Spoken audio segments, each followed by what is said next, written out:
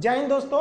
आज का वीडियो सबसे अलग हट के है। देखिए, हम लोग हमेशा वीडियो बनाते रहते हैं, सरकार क्या अच्छा करती है, क्या गलत करती है, उस सारे चीज़ों के बारे में आपको हम बताते रहे हैं, पढ़ाई से रिलेटेड A to Z चीज़ बताते रहे हैं। लेकिन आज जो अन्याय होते जा रहा है, अब ये बर्दाश्त के बाहर हो गया है। बर्दाश्त के बाहर इसलिए हो गया है कि अब पूरा शिक्षित समाज अब खड़ा हो गया है। और जब कभी भी शिक्षित समाज खड़ा हुआ है तो इतिहास गवाह है, वो क्रांति की पहली दहलीज होती है, क्योंकि शिक्षित समाज को बेवकूफ़ बनाना आसान नहीं होता है। आप देखिए, नई नौकरी को तो गोली मारी, नया नौकरी तो भाई उम्मीद ही नहीं है कि निकलेगा। जो नौकरी निकली हुई है, जो 18 की वैकेंसी उसे क्लियर नहीं हो पा रहे हैं लोग। जो 19 में वैकेंसी आई थी वो क्लियर नहीं हो पा रही है। रेलवे वालों को पता ही नहीं चल रहा है कि भाई उनका एग्जाम होगा या नहीं होगा, होगा तो कब होगा, कोई ठीक नहीं चल रहा है। उसके बाद भी अगर गलती से कोई एग्जाम हो जाता है तो पेपर लीक हो जाता है। आप जरा सोचते चलिए, कभी आपने सुना है कि यूपीएससी का पेपर लीक क्यों नहीं हुआ? यूपीएससी नहीं लीक होता है, क्यों? क्योंकि वहां यूपीएससी में इतने छांटे हुए लोग को ही भेजा जाता है कि वो पेपर लीक होने ही नहीं देंगे। और एसएससी में, रेलवे में जानबूझ के ऐसा कचड़ा अधिकारियों को भरा जाता है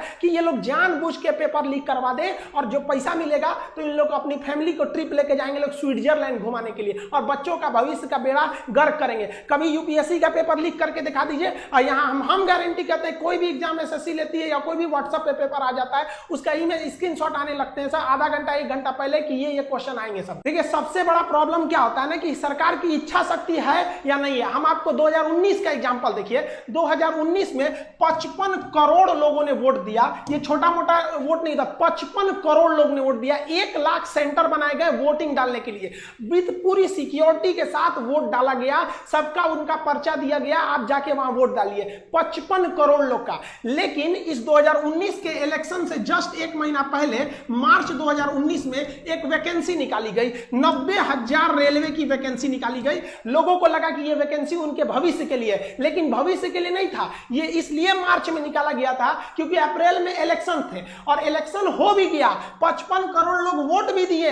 अप्रैल में इलेक्शन चालू हुआ, मई में रिजल्ट आ गया, प्रधानमंत्री लोग बन गए, लोग सांसद बन के घुस गए, लोग संसद भवन के अंदर, दिल्ली एकदम बढ़िया से ऐश से जी रहे हैं। लेकिन उसी वैकेंसी में इस 90,000 पोस्ट के लिए लगभग 3 करोड़ लोगों ने फॉर्म भरा था। अब रेलवे कह रही है कि हमारे पास वेंडर नहीं है, हमारे पास एग्जाम लेने की क्षमता नहीं है 3 करोड़ का, और उन 3 करोड़ लोगों ने 500-500 रुपए दिया था। तो आप गुणा कर लीजिए, उन 3 करोड़ लोगों का 500-500 रुपए कितना हो जाएंगे। अब आप जरा देखिए, जो इलेक्शन कमीशन है वो 55 करोड़ लोगों का इलेक्शन करा सकता है, लेकिन जो स्टूडेंट्स के लिए सिलेक्शन कमीशन है वो 3 करोड़ लोग का नहीं करा सकता है। तो आप काहे लिए हम लोग से पैसा मांग लिए? स्टूडेंट्स का पैसा किस लिए लिए लोग? इतने दिन का पैसा आप कहां कर रहे हैं? आपको आज तक वेंडर नहीं मिला तो किस काम के हैं आप? सामने आके कहिए ना कि हमारे पास वेंडर नहीं मिल पा रहा है, हम कैसे एग्जाम कंडक्ट कराएं। आपको जब इतनी क्षमता नहीं थी तो इलेक्शन वहां पर आप फॉर्म भराने से पहले ही रोक देते। इससे तो साफ यही पता चलता है कि जो 90,000 की वैकेंसी थी वो केवल 2019 का चुनाव को ध्यान में रख के किया गया था। और जो पहले से जो ट्रैक रिकॉर्ड आ रहा है, अगर उस हिसाब से अगर हम बात करें तो ये जो 90,000 रेलवे की वैकेंसी है, ये 2024 के इलेक्शन तक जाके ये उसको फाइनल किया जाएगा। यानी अब हिंदुस्तान में एक ट्रेंड बन चुका है कि एक वैकेंसी से आप 2-2 एकदम बढ़िया से चुनाव जीत सकते हैं। बिहार में भी देख लीजिए, पिछली दरोगा की वैकेंसी का एग्जाम कब होगा कोई पता नहीं, लेकिन नया वैकेंसी आ गया है। क्यों? क्योंकि बिहार में चुनाव आ गया है। अब पिछला क्लियर नहीं हुआ, ये कर लीजिए, ये वाली भी उम्मीद रखिए कम से कम 24 तक हो जाएगा। अब लड़का हम लोग से पूछता है कि सर आप पढ़ा दिए, सिलेबस कंप्लीट हो गया, ये बताइए सर जो पढ़ा रहे हैं हम लोग का एकदम मोटिवेशन गिर गया है, सर रिवीजन भी करने का मन नहीं करता है, ये सोच के कि एग्जाम होगा भी नहीं होगा। लड़कों का भी कहना एकदम सही है, एग्जाम होगा नहीं। आप खुद सोचिए, अगर 2019 में इलेक्शन करा लिया जाए और उसको 3 साल बाद रिजल्ट दिया जाएगा तो कैसा लगेगा नेता लोग को? नहीं पता इन लोग को। लेकिन इन लोग को क्या है कि नॉमिनेशन के तुरंत इन सब लोग को पता होता है कि हमारा कब इलेक्शन का पीरियड है। लेकिन इन लोग को यह नहीं समझ में आता है कि स्टूडेंट की लाइफ के साथ खेलना एकदम घातक है, क्योंकि एक बार अगर युवा बिगड़ गया ना तो फिर संभालना मुश्किल है। तलवारों के साए पर इतिहास हमारा बनता है,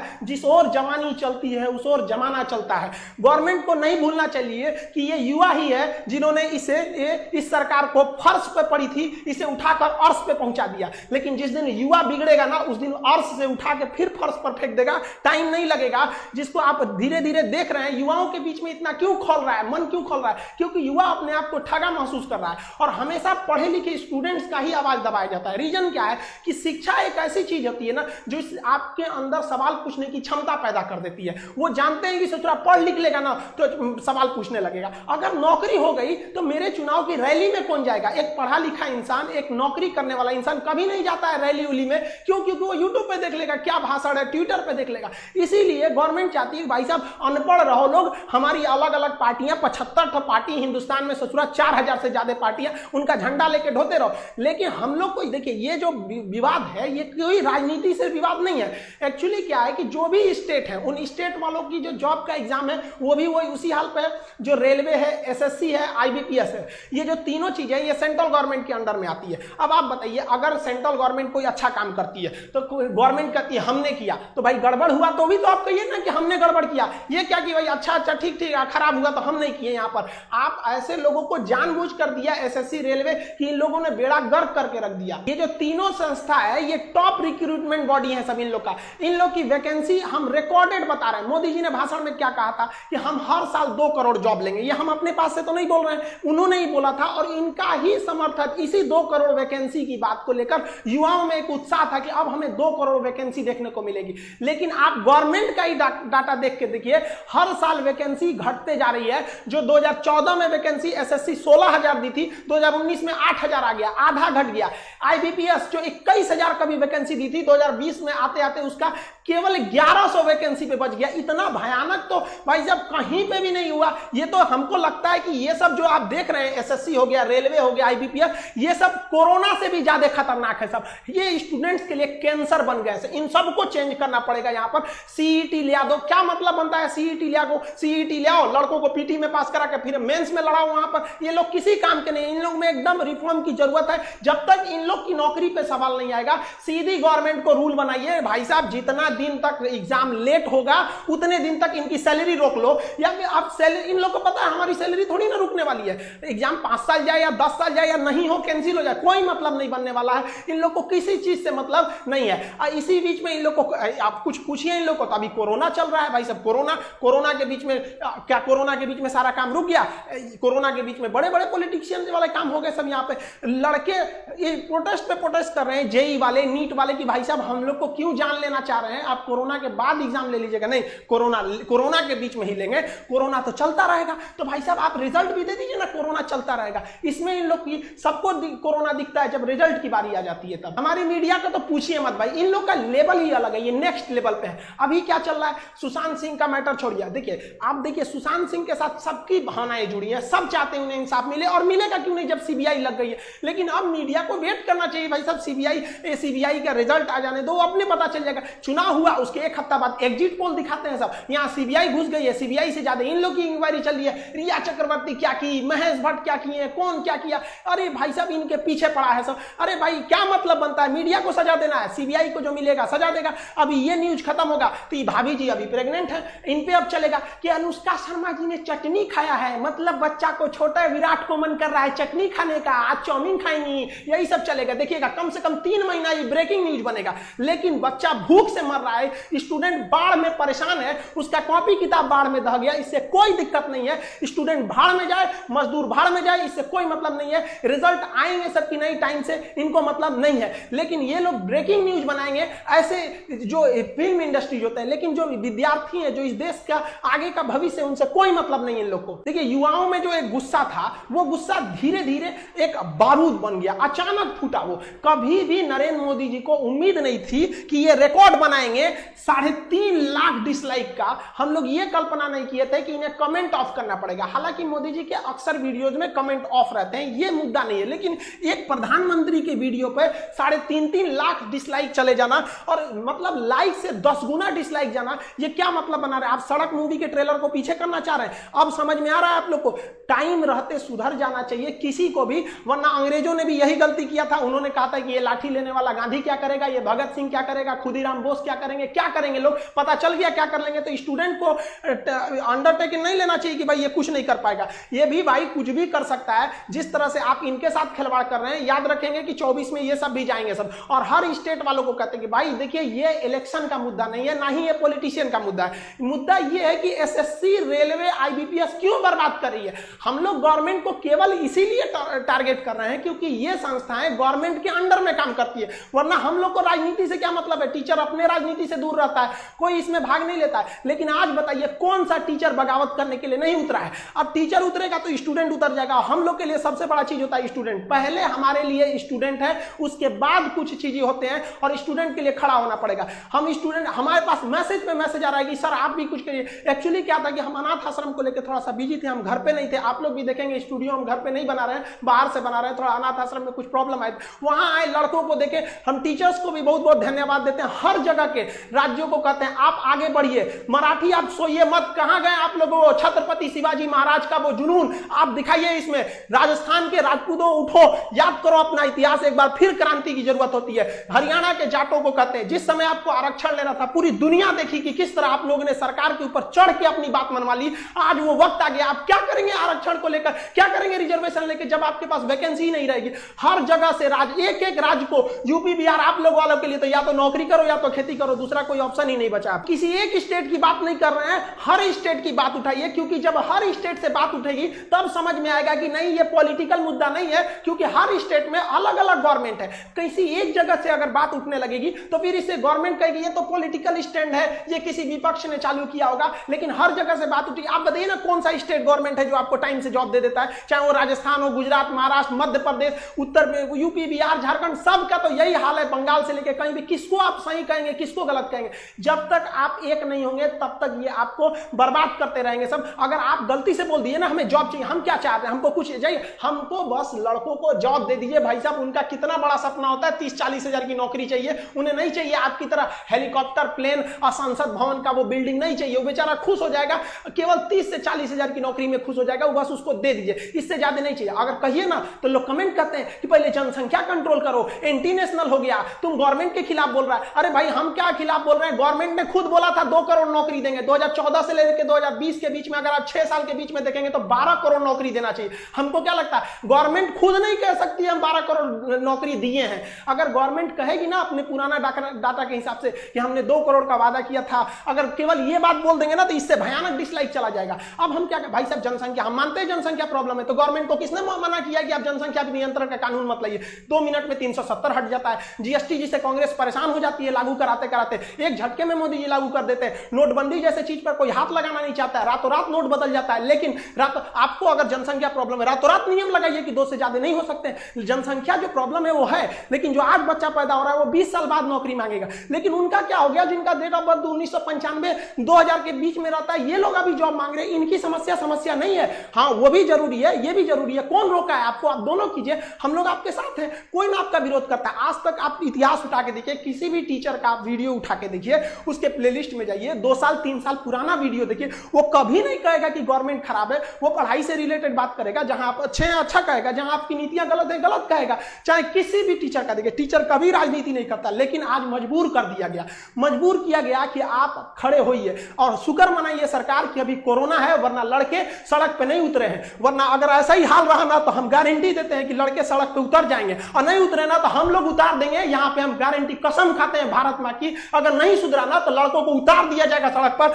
फिर दिल्ली में जगह नहीं बचेगी लड़कों को बैठाने के लिए। दिल्ली का क्षेत्रफल उतना नहीं है जितना भारत के युवाओं हैं, उतना भर जाएंगे ना, फिर जगह नहीं बचेगी। फिर एक क्रांति आ जाएगी यहाँ पर, जिसे इतिहास में लिखा जाएगा कि एक ऐसी क्रांति थी जो भारत के युवाओं ने अपने भविष्य के लिए लिखा था। मत खेलिए, मत ललकारिए युवाओं को, वरना ये एक दिन युवा उत्पाद ये इसका सर घुमा ना तो ये अपनी हद नहीं देखता है, दुश्मन का सरहद पार कर देता है यहाँ पर। इसको प्लीज हम हाथ जोड़ के कहते हैं, इसको जल्दी से जल्दी निपटारा कीजिए। ऐसे समझ, ये एकदम ज्वलंत मुद्दा है, लड़का कहां जाएगा? और कोरोना के बीच में तो सबके मन में एक भावना पैदा कर दिया है कि कोरोना जैसे आपातकाल में एक घर में एक सरकारी नौकरी का होना जरूरी था। इसीलिए लड़का तैयारी कर रहा है कि प्राइवेट वालों का जॉब चला गया, जिनकी सरकारी थी कम से कम कुछ तो मिल रहा था वहां पर। आप खिलवाड़ किए जा रहे हैं। एसएससी, रेलवे, ये क्या है? लोग पहले दिल लगाने से बर्बाद होते थे, आज एसएससी का फॉर्म भरने से बर्बाद होते हैं। गवर्नमेंट किस तरह से सोई है आप सोचिए। लड़कों का रूम रेंट, बेचारे जो दिल्ली में, कोटा में, पटना में, लखनऊ में, इलाहाबाद, जहां जहां पढ़ रहे थे, बेचारों का 30-30 हजार रुपया रेंट हो गया है। गवर्नमेंट कुछ कहती नहीं है। भाई साहब हम तो मकान मालिकों से भी कहते हैं, हाथ जोड़ के आप भी थोड़ा सा इंसानियत के रूप में देखिए। हमारे पास लड़कों का कॉल आता है कि सर हम क्या करें, मेरा 30,000 रुपया रूम रेंट हो गया है, रूम के अंदर 5,000 का सामान है, सामान लेने जाएंगे 5,000 का तो 30,000 का रूम रेंट हो जाएगा, इसलिए हमने सामाने छोड़ दिया कि भाई साहब रख लो। ये बताइए, एक लड़के से मजबूरी ने अपराध करा दिया। जो विद्यार्थी को आप कभी नहीं कह सकते हैं कि विद्यार्थी बेईमान होता है, विद्यार्थी कभी चोर होता है, लेकिन मजबूरी में उसे आपने डाका डालने के लिए मजबूर कर दिया। क्या करेगा वो स्टूडेंट? कभी सोचा है कि इन स्टूडेंट के बारे में? एक स्टूडेंट के बारे में कहां से वो रूम रेंट देंगे? बेचारे किसान के घर के लड़के, मीडियम फैमिली के लड़के घर जाते हैं पढ़ने के लिए। जो लड़के भाग के आए हैं, होली की छुट्टी में आए थे, उनका सारा नोट्स वगैरह वहीं पे है, इसकी कोई चिंता नहीं है। लड़के कोटा में तैयारी करने वाले लड़कों का सारा नोट्स वहीं पे है, और यहाँ एग्जाम ले लो, एग्जाम ले लो।